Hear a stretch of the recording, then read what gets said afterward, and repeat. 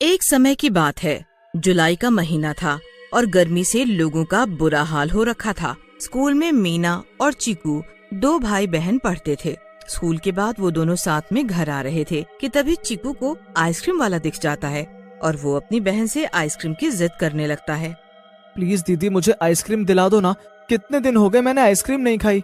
Ice cream तो मुझे भी खाने का मन कर रहा है। देख ना, बाकी बच्चे कैसे आइसक्रीम के मजे ले रहे हैं और हम बेचारे धूप में गर्मी में तड़प रहे हैं। पर हम कर भी तो क्या सकते हैं, हमारी माँ के पास इतने पैसे नहीं हैं। वो तो बेचारी घर का खर्चा ही कितनी मुश्किल से चलाती है। हाँ दीदी ये तो है, मुझे नहीं चाहिए आइसक्रीम, आप घर चलो। दोनों बच्चे घर आ जाते हैं। घर के अंदर चूल्हे की गर्मी और बाहर धूप की गर्मी से बच्चे परेशान ही होते रहते हैं। हे भगवान, कोई जादू कर दो ना जिससे सारी गर्मी खत्म हो जाए। हाँ हाँ, भगवान तेरी ही तो बात सुनेंगे। रात को जब सब बाहर आंगन में सो रहे होते हैं तो एकदम से बिजली कड़कने की आवाज आती है। अरे, लगता है बारिश होने वाली है। बच्चों जल्दी उठो और अंदर चलकर सो जाओ, बारिश आने वाली है। क्या सच में? वाह, देखा भगवान ने मेरी सुन ली। अब देखना बारिश आएगी और सारी गर्मी दूर हो जाएगी। सच में कितना मजा आएगा। शांति दोनों बच्चों को अंदर लेकर जाती है। अंदर जाते ही बारिश की बूंदें पड़ना शुरू हो जाती हैं। अंदर ठंडी ठंडी हवा आ रही होती है और सब बड़े मजे से सोते हैं। सुबह जब शांति उठती है तो देखती है चारपाई आधी पानी में डूबी हुई है। हे भगवान, इतना सारा पानी, पूरे घर में तो पानी ही पानी हो गया। शांति के पैर पूरे पानी में डूब जाते हैं। वो धीरे धीरे चलकर बाहर जाती है तो बाहर आंगन में भी पानी ही पानी भरा होता है। सड़कों पर पानी का बहाव इतना तेज हो रखा होता है कि उसमें लोगों का सामान तक बह रहा होता है। हे भगवान, इतनी तेज बारिश हो रही है कि पूरे गांव में पानी भर गया है।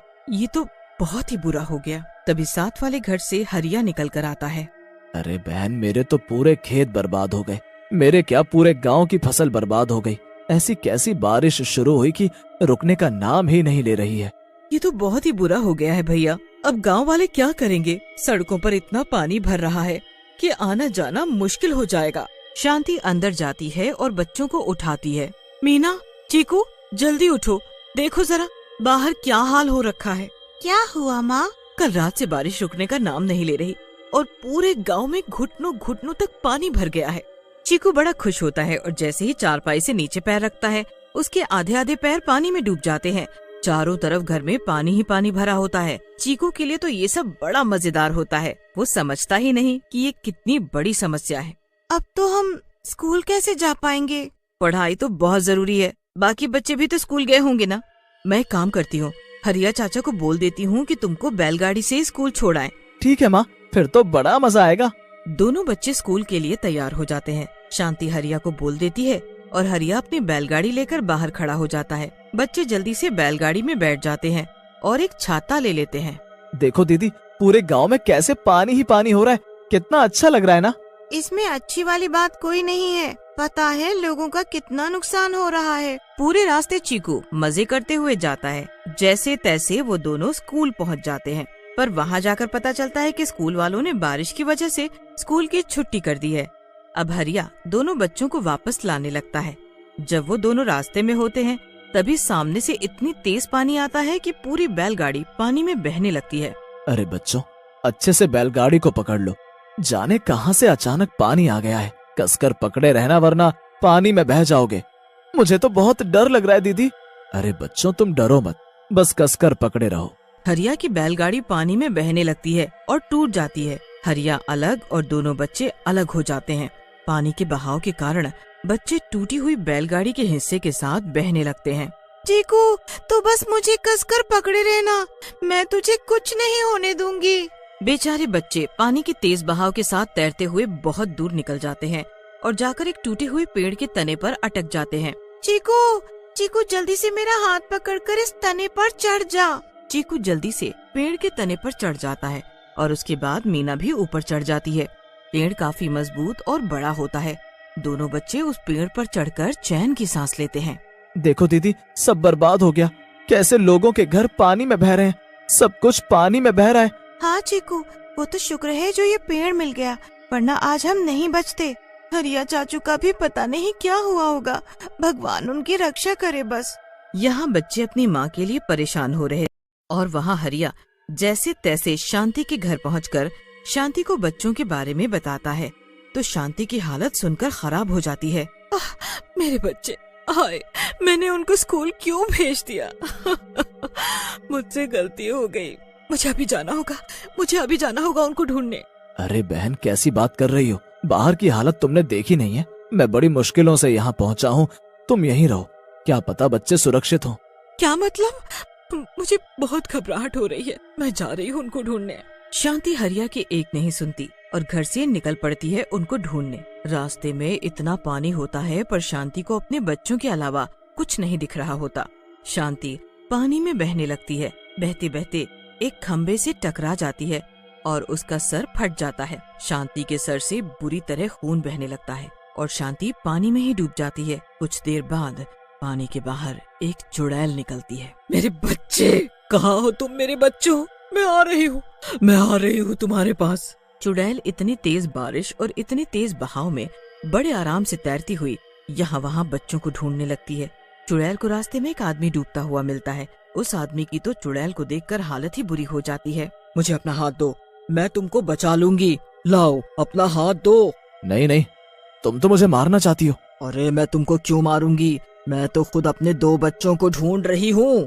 क्या तुम्हारे बच्चे? इतना कहते ही आदमी पानी में और अंदर डूबने लगता है पर चुड़ैल उसका हाथ पकड़कर उसे बचा लेती है और साथ में एक बड़े से पत्थर पर चढ़ा देती है। उसके बाद चुड़ैल वहाँ से तुरंत निकल पड़ती है और फिर से बच्चों को आवाज देती हुई यहाँ वहाँ ढूंढने लगती है। पूरा गांव ढूंढने के बाद भी चुड़ैल अपने बच्चों को ढूंढ नहीं पाती और एक जगह बैठकर रोने लगती है। आए मेरे बच्चे कहाँ गए? मैं कहाँ ढूंढूं उनको? पता नहीं किस हालत में होंगे, कैसे होंगे मेरे बच्चे। रात हो जाती है। बच्चे बेचारे उसी पेड़ पर बैठे अपनी माँ के लिए रो रहे होते हैं और अब तो उनको बहुत तेज भूख भी लगने लगती है पर आसपास कुछ भी नहीं होता। रो मत चिकू, सब ठीक हो जाएगा। बारिश बंद हो जाएगी तो ये सारा पानी भी निकल जाएगा और हम भी चले जाएंगे। दोनों बच्चे भूख से तड़प तड़प कर सो जाते हैं और तभी वो चुड़ैल वहाँ से गुजरती है। बच्चों को देखकर वो खुशी से पागल हो जाती है। हाय मेरे बच्चे, मेरी मीना, मेरे चीकू, मेरे बच्चे मिल गए। बच्चों उठो, देखो मैं आ गई। आवाज सुनकर जब बच्चे अपनी आँख खोलते हैं तो चुड़ैल चुड़ैल बोलकर चिल्लाने लगते हैं। क्या हुआ बच्चों, ऐसे क्यों कर रहे हो? अरे तुम अपनी माँ को देखकर खुश नहीं हुए? दीदी मुझे इस चुड़ैल से बचाओ, इसे दूर करो। तुम चुड़ैल हो, मेरी माँ नहीं हो, दूर हटो हमसे। चीकू अपनी माँ को ऐसे नहीं बोलते, मैं तुम्हारी माँ हूँ, माँ। मीना और चीकू इतनी बुरी तरह चिल्ला रहे होते हैं कि चुड़ैल को कुछ समझ ही नहीं आता। वो बच्चे उसके पास आने को ही तैयार नहीं होते। चुड़ैल उनसे दूर हो जाती है ताकि वो चिल्लाए ना, पर वो थोड़ी दूर पर छुपकर उनको देखती रहती है। जब सुबह होती है तो बारिश बंद हो चुकी होती है। चुड़ैल अभी भी वहीं बैठी होती है। फिर उसकी नजर पानी में जाती है तो उसे अपनी शक्ल साफ दिखती है। ये क्या, मेरी शक्ल? मैं तो सच में चुड़ैल हूँ। ऐसे कैसे हो गया? चुड़ैल अपने चेहरे को देखकर पागलों की तरह रोने लगती है कि तभी उसकी नजर एक लाश पर जाती है। चुड़ैल उसके पास जाती है, वो शांति की लाश होती है। ये तो मैं ही हूँ, ये मेरी लाश है। तो मैं, मतलब कि मैं मर चुकी हूँ। चुड़ैल को अब समझ आता है कि रास्ते में वो आदमी उससे डर क्यों रहा था और फिर उसके बाद उसके बच्चे उसको चुड़ैल क्यों बोल रहे थे। मतलब वो खंबे से टकराने के बाद मैं मर चुकी हूँ, मैं चुड़ैल बन चुकी हूँ। अब मेरे बच्चों का क्या होगा? वो तो मुझे पहचान भी नहीं रहे। फिर उसके बाद चीकू की नजर उस लाश पर पड़ती है। दीदी देखो, उस औरत ने माँ जैसे कपड़े क्यों पहने हैं? चलो जल्दी चलकर देखते हैं। मीना और चीकू हिम्मत करके उस लाश के पास जाते हैं। जब वो उस लाश की शक्ल देखते हैं रो रहे होते हैं। बच्चों, मैं ही तुम्हारी माँ हूँ। मैं तुमको ढूंढने निकली थी पर सर टकराने से मेरी मौत हो गई। मेरी आँखों में देखो, तुम्हें अपनी माँ नजर आएगी। बच्चे चुड़ैल की आंखों में देखते हैं और समझ जाते हैं कि वो चुड़ैल सच बोल रही है। वो उस चुड़ैल के गले लगकर खूब रोते हैं। उन बच्चों को तो हरिया चाचा अपने पास रख लेते हैं पर वो बारिश उन बच्चों के साथ जाने कितने लोगों के घर बर्बाद कर जाती है।